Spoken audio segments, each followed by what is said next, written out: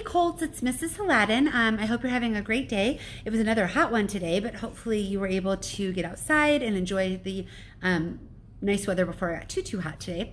Anyways, we're here today to read some more from The Secret Garden. And yesterday, I believe we stopped partway through chapter 10 because it was a really long chapter. So we're going to pick up where we left off. And this chapter is titled Dickon. And we haven't met Dickon yet, but I think it's coming up soon.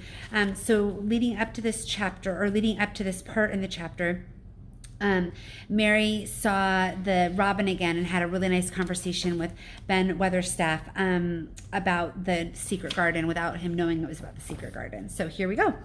There was a laurel-hedged walk which curved round the secret garden and ended at a gate which opened into a wood in the park. She thought she would skip around this walk and look into the wood and see if there was any rabbits hopping about. She enjoyed the skipping very much, and when she reached the little gate, she opened it and went through it because she heard a low, peculiar whistling sound and wanted to find out what it was. It was a very strange thing indeed. She quite caught her breath as she stopped to look at it. A boy was sitting under a tree with his back against it, playing on a rough wooden pipe. He was a funny-looking boy, about 12. He looked very clean, and his nose turned up, and his cheeks were as red as poppies. And never had Mistress Mary seen such a round and such blue eyes in any boy's face. And on the trunk of the tree he leaned against, a brown squirrel was clinging and watching him, and from behind a bush nearby a cock pheasant was delicately stretching his neck to peep out, and quite near him were two rabbits sitting up and sniffing with tremulous noses, and actually it appeared as if they were drawing near to watch him and listen to the strange, low little call his pipe seemed to make. And here's a picture of that. So this is the top part. So this is Mary coming through the gate. And then this is the tree with the boy, with the squirrel, and the rabbits. I don't think you can see the pheasant, but that's what she saw. Who do you think that is? Any predictions? Let's find out. When he first saw Mary, he held up his hand and spoke to her in a voice almost as low and rather like his piping. "Don't the move," he said. "It frighten." Mary remained motionless. He stopped playing his pipe and began to rise from the ground. He moved so slowly that it scarcely seemed as though he were moving at all. But at last he stood on his feet, and then the squirrel scampered back up into the branches of his tree, the pheasant withdrew his head, and the rabbits dropped on all fours and began to hop away, though not at all like they were frightened. "I'm Dickon," the boy said. "I know thou art Miss Mary." Then Mary realized that somehow she had known at first that it was Dickon. Who else could have been charming rabbits and pheasants and the native charm snakes in India? He had wide, red, curving mouth, and his smile spread all over his face. "I got up slow," he explained, "because thou makes a quick move, it startles 'em. A body is to move gentle and speak low when wild things is about." He did not speak to her as if they had never seen each other before, but as if he knew her quite well. Mary knew nothing about boys, and she spoke to him a little stiffly because she felt rather shy. "Did you get Martha's letter?" she asked. He nodded his curly, rust-colored head. "That's why I come." He stopped to pick something up which had been lying on the ground beside him when he piped.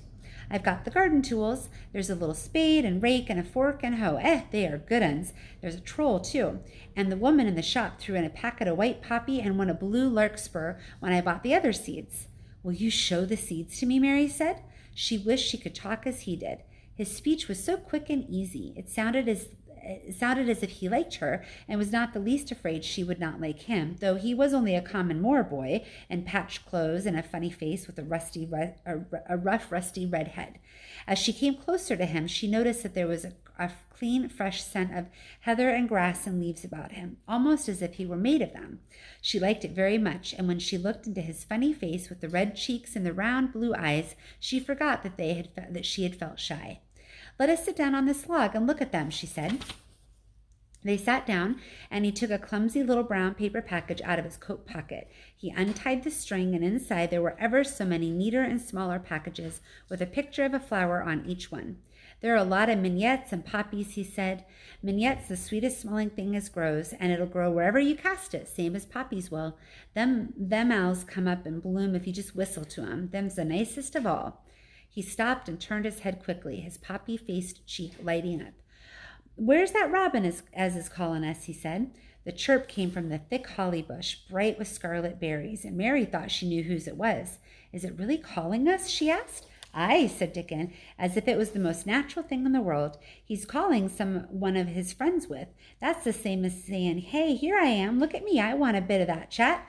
There he is in the bush. Who is he? He's Ben Weatherstaff's, but I think he knows me a little, answered Mary. Aye, he knows thee, said Dickon in his low voice again, and he likes thee. He took thee on. He'll tell me about thee in a minute. He moved quite close to the bush with a slow movement Mary had noticed before, and then he made a sound almost like the robin's own twitter. The robin listened a few seconds intently, and then answered quite as if he were replying to a question. Aye, he's a friend of yours, chuckled Dickon. Do you think he is? Cried Mary eagerly. She did so want to know. Do you really think he likes me? He wouldn't come near thee if he didn't, answered Dickon. Birds is a rare chooser, and a robin can flout a body worse than a man. See, he's making up to thee now, cannot thou see, chap? He's saying. And it really seemed as if it must be true. He so sidled and twittered and tilted, and he hopped on his bush. Do you understand everything birds say? Asked Mary. Dickon's grin spread until he seemed all wide, red, curving mouth, and he rubbed his rough head. I think I do, and I think they think I do, he said. I have lived on the moor with them so long. I've watched them break shell and come out and fledge and learn how to fly and begin to sing till I think I'm one of them. Sometimes I still think perhaps I'm a bird or a fox or a rabbit or a squirrel or even a beetle, and I just don't know it. He laughed and came back to the log and began to talk about the flower seeds again.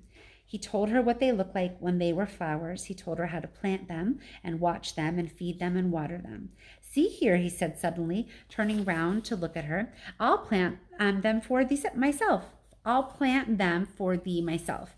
Where's the garden? Mary's thin hands clutched each other as they lay on her lap. She did not know what to say, so for a whole minute she said nothing.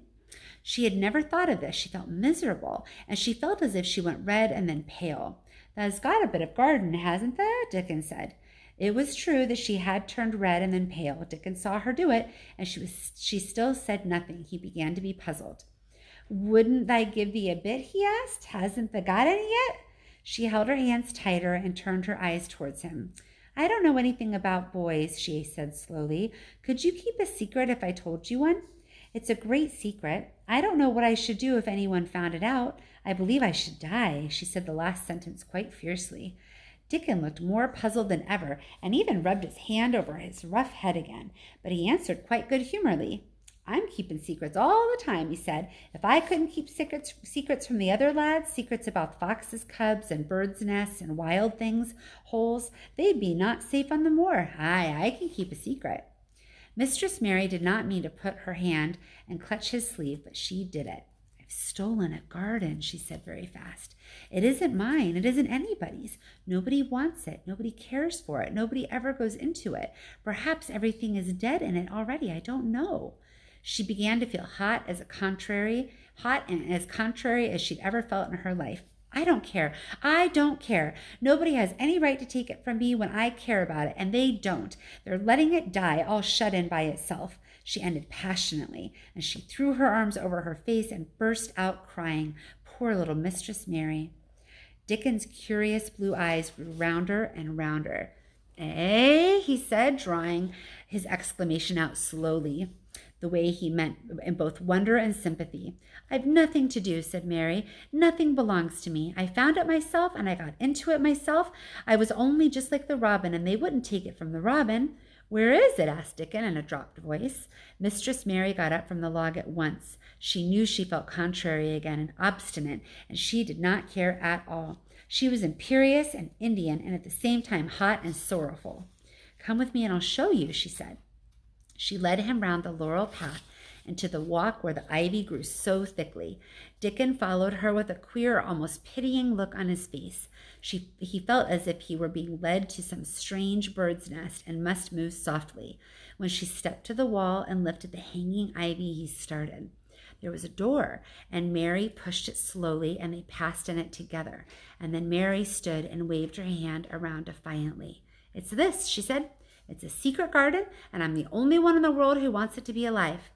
Dickon looked round and round about it, and round again. He almost whispered, "It's a queer, pretty place. It's like as if a body was in a dream." There we go.